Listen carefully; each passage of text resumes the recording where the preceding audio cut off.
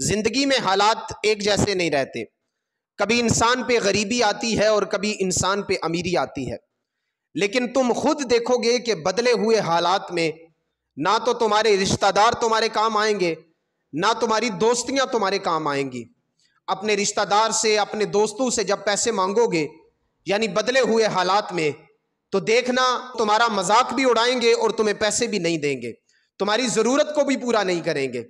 ایک آنسو کا قطرہ اپنے رشتہ دار کے سامنے جو تمہاری آنکھ سے نکلے گا بدلے ہوئے حالات میں، یہ بات یاد رکھنا کہ وہ تمہارا مذاق بھی اڑائیں گے. اس آنسو کے قطرے کی وجہ سے اپنے رشتہ دار اور دوستوں کے سامنے زندگی بھر تم کبھی اٹھ نہیں سکو گے.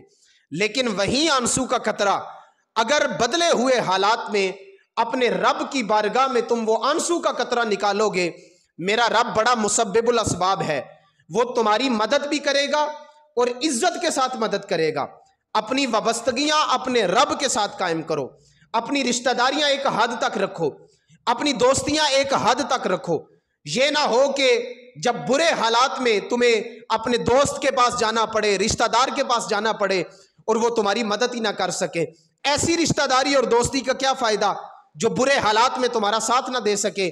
یہ بات یاد رکھنا ذہن میں کہ اپنی محنت کرو، فضول خرچی کم کرو، ضرورت پہ پیسہ لگاؤ، غیر ضروری پیسہ نہ لگاؤ، اپنے پیسے کو سیو کرو، یہ تمہاری ضرورت بن سکے گا.